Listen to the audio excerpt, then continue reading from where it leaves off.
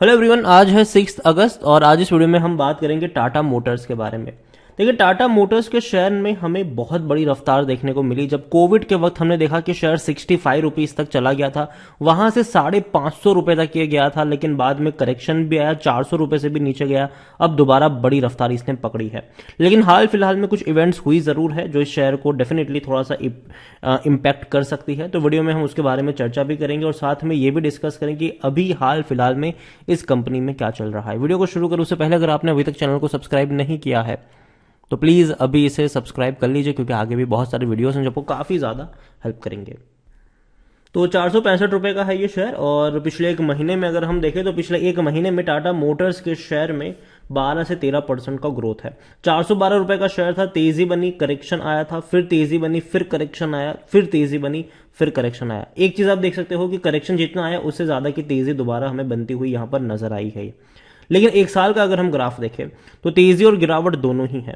आप देखेंगे कि बहुत बड़ी रफ्तार बनी थी यहां पर, तकरीबन 275 का ये शेयर हुआ करता था, वहां से सीधा 530 रुपए तक गया, टूट गया, तेजी बनी, टूट गया, फिर तेजी बनी, फिर गिरावट, फिर तेजी, फिर गिरावट। तो पहली चीज तो ये कि अगर 400 रुपए के आसपास टाटा मोटर मिल रहा तो सस्ता मतलब महंगा सौदा वो नहीं था, खरीदारी के मौके थे। और अगर आप चैनल को रेगुलर फॉलो करते हो तो तब मैंने कई सारे वीडियोस बनाए थे, मैंने कहा था कि 400 रुपए के नीचे टाटा मोटर्स है तो खरीदो भाई साहब, लॉन्ग टर्म के लिए खरीदो। क्योंकि ईवी की जहां हम बात करें, इलेक्ट्रॉनिक व्हीकल्स की जहां हम बात कर रहे हैं, तो इस कंपनी की भैया पकड़ है और आगे भी रहेगी।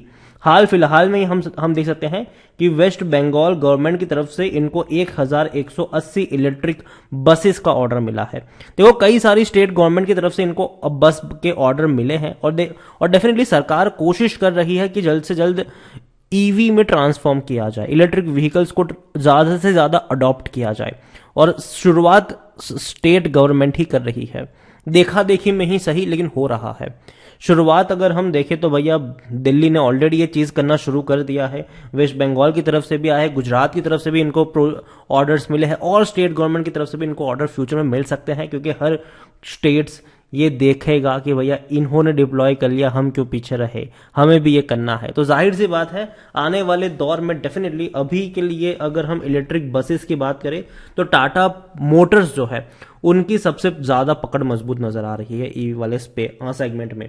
इवन फोर व्हील्स की भी अगर हम बात करें तो भाई साहब टाटा ही अभी हाल फिलहाल में लीड कर रहा है और किसी कंपनी का नाम अभी सामने आ ही नहीं रहा है जो बढ़िया फोर व्हील बनाती हो और कोई बहुत बड़ा नाम हो, मतलब कोई बहुत बड़ा ब्रांड हो। टाटा ने कई सारी गाड़ियां लॉन्च कर दी है और कंपनी हर साल नई गाड़ियां लॉन्च करने भी वाली है, तो ये बहुत बड़ी बात है। लेकिन हाल फिलहाल में एक बड़ी इवेंट हुई है जिसके बारे में अगर आप देखें तो वो है इंटरेस्ट रेट में जो बढ़ोतरी हुई है वो, और अब हम पहुंच चुके हैं प्री पेंडेमिक लेवल पर, मतलब पेंडेमिक से पहले जो इंटरेस्ट रेट था वहां पर हम अब पहुंच चुके हैं। अब जाहिर सी बात है दोबारा 50 बेसिस पॉइंट की बढ़ोतरी की है आरबीआई ने, मतलब इंटरेस्ट रेट जो बढ़ाए हैं जिसका सीधा सीधा इंपैक्ट ये ही होगा कि होम लोन्स महंगी हो जाएगी, कार लोन महंगी हो जाएगी, पर्सनल लोन महंगी हो जाएगी।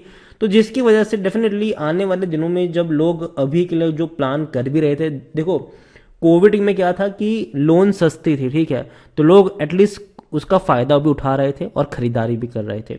अब दोबारा वो चीज देखने को नहीं मिल रही। अब धीरे धीरे ईएमआई जो है वो बढ़ रही है और अगर ईएमआई बढ़ेगी तो जाहिर सी बात है लोग कहीं ना कहीं लेने से पहले दो बार सोचेंगे। लेकिन हाँ, जो लोग इन्वेस्टमेंट के लिए ले रहे हैं, अपनी सहूलियत के लिए ले रहे हैं, जो लोग अफोर्ड कर सकते हैं वो तो खरीदारी करेंगे ही। लेकिन एक चीज होता है ना कि भैया मार्केट पे थोड़ा सा असर पड़ता है, सेंटीमेंट पे थोड़ा असर पड़ता है। तो डेफिनेटली कल जब बाजार खुलेगा तो ऑटोमोबाइल में आपको थोड़ी सी प्रॉफिट बुकिंग देखने को मिल सकती है और इवन शायद वो कुछ दिनों के लिए रहेगी भी, क्योंकि देखो अगर मैं एक साल का ग्राफ देखूं तो जब शेयर 390 के भी नीचे था, दोबारा जब बाउंस बैक किया 450 पर पहुंचा, 460 पर गया था ये टूट कर वापस आया था ये 390 के करीब, फिर तेजी इसने दिखाई और फिर 450 के लेवल के आसपास गया ये, फिर टूटकर वहीं पर आया 380 के करीब, दोबारा इसने तेजी दिखाई है और 475 तक गया। अब दोबारा एक करेक्शन दिखा सकता है और टूटकर वापस आ सकता है, और अगर वहां पर पहुंचता है, अगर 400 रुपए के आसपास पहुंचता है टाटा मोटर्स का शेयर,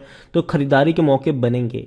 यहां पर अगर आप देखें तो लार्ज कैप शेयर है, 1.5 लाख करोड़ के आसपास का इसका मार्केट कैप है और वॉल्यूम भी 1 करोड़ से ज्यादा के हैं, 1 करोड़ से ज्यादा के इसके वॉल्यूम्स नजर आ रहे हैं। लेकिन दिक्कत यहां पर यह हुई है कि भैया भारी नुकसान हुआ है इनको। जून क्वार्टर में 5,000 करोड़ का लॉस दिखाया इसने, 5,000 करोड़। रेवेन्यू में भी कोई तेजी नहीं है, रेवेन्यू इनका 72,000 करोड़ का रहा है, जबकि पिछले क्वार्टर में ये 78,000 करोड़ था। मतलब रेवेन्यू में 8% से भी ज्यादा की गिरावट है, और लॉस तो काफी बड़ा है, डेफिनेटली काफी बड़ा लॉस है ये। और देखो अभी इनको प्रॉफिट में आने में टाइम लगेगा। अभी कंपनी के रेवेन्यू बहुत ज्यादा है, लेकिन कंपनी प्रॉफिट में नहीं है। बेचने की सलाह कोई नहीं दे रहा है अभी के वक्त में। हर कोई कह रहा है खरीदारी करो, खरीदारी करो, खरीदारी करो, या फिर खरीदारी करिए तो होल्ड करो। मेरी रिकमेंडेशन ये रहेगी कि अगर आपके पास है तो आप रखे रह सकते हो। अगर आपका नजरिया लॉन्ग टर्म का है, शॉर्ट टर्म का नजरिया है तो प्रॉफिट बुक करने का मौका है, ठीक है, शॉर्ट टर्म के लिए। लेकिन लॉन्ग टर्म का नजरिया है तो मत बेचना, रखे रहो इसको। लेकिन जहां तक बात है फ्रेश बाइंग की, भैया मैं 450 रुपए के ऊपर नहीं खरीदूंगा इसको। मैं इंतजार करूंगा 400 से 420 रुपए की रेंज का। वहां पर अगर ये आएगा थोड़ी सी क्वांटिटी ऐड करूंगा। ऑलरेडी मेरे पोर्टफोलियो में टाटा मोटर्स है, लेकिन जो बाइंग है वो उससे भी काफी नीचे के लेवल पर है। और जब अगर ये 400 रुपए के थोड़ा और नीचे जाएगा तो वहां पर एवरेज करने के भी मौके बन सकते हैं। यहां पर देखा जाए तो इसके रेवेन्यू में लगातार बढ़ोतरी हुई है, मतलब फाइनेंशियल 2022 में इनके रेवेन्यू में बढ़ोतरी हुई है। और सबसे अच्छी बात यहां पर यह है कि जो फॉरेन कंपनियां थी वो धीरे धीरे इंडिया में अपना बिजनेस जो है वो वाइंड अप कर रही है, और क्योंकि उनका मार्केट शेयर कम हो रहा है अगर हम देखने की कोशिश करें तो। कोविड में वो चीज हमने देखी यहां पर। लेकिन टाटा मोटर्स ने कोविड का जो माहौल था उसको काफी अच्छे तरीके से भुनाया, और टाटा मोटर्स की बिक्री जो है वो काफी हद तक इंक्रीज हुई। टाटा मोटर्स ने अपना मार्केट शेयर बहुत तेजी से ग्रो किया है पिछले 2 सालों में। खरीदारी करने का सही मौका, क्योंकि शेयर ओवरबॉट जोन में नहीं है, कोई भी रेड फ्लैग नजर नहीं आ रहा है, लेकिन लॉन्ग टर्म में पैसा नहीं बनाए, करंट प्राइस भी ज्यादा है, और डिविडेंड तो ये पे ही नहीं कर रहा है। 77% एनालिस्ट कहते हैं खरीदारी करो टाटा मोटर्स में। और शेयर होल्डिंग की जहां तक बात है, 46.40% की होल्डिंग है प्रमोटर के पास, 6.83 म्यूचुअल फंड के पास है, 8.35 डोमेस्टिक इंस्टीट्यूशन के पास है, 13.71 एफआईएस के पास है, और 24.72% की होल्डिंग रिटेल एंड अदर्स के पास देखने को मिल रही है। ओवरऑल टाटा मोटर्स को लेकर मैं एक ही चीज कहूंगा कि देखो, मुझे लगता है कि जो ईवी वाला जो थीम है वो इस कंपनी के लिए बहुत ही अच्छे तरीके से प्ले हो सकता है। टेस्ला की जो स्टोरी हमने देखी वही स्टोरी हमने टाटा मोटर्स में भी देखी, क्योंकि 65 से 500 रुपए का सफर इसने भी तय किया था, लेकिन बाद में प्रॉफिट बुकिंग यहां पर भी हमें देखने को मिली। अगेन मैं कहूंगा कि कंपनी अच्छी है, बेहतरीन है, लेकिन जो इलेक्ट्रॉनिक व्हीकल का जो अडॉप्शन है उसमें वक्त लगेगा, ठीक है। इंडिया भी उसके लिए उतना ज्यादा प्रिपेयर्ड नहीं है। ये ऐसी चीज नहीं है कि 2 साल में हो जाएगी। इसके लिए भैया कम से कम आपको 5 या 6 साल का होराइजन लेके चलना पड़ेगा। तो लॉन्ग टर्म में डेफिनेटली यहां पर पैसा बन सकता है, लेकिन जहां तक बात है शॉर्ट टर्म की, तो तेजी और गिरावट आपको ऐसे ही चार्ट देखने को मिल सकते हैं लंबे समय के लिए। तो अभी के लिए यही कहूंगा कि अगर 400 रुपए के आसपास मिलता है ये शेयर, खरीदारी के मौके वहीं पर बनेंगे। वीडियो को यहीं पे एंड करूंगा। पसंद आया हो तो लाइक कर, शेयर करें। चैनल पर अगर आप पहली बार आए हैं तो प्लीज सब्सक्राइब करें, और टाटा मोटर्स के बारे में आप क्या सोचते हैं वो भी आप मुझे कमेंट में लिखकर बता सकते हैं। Thank you.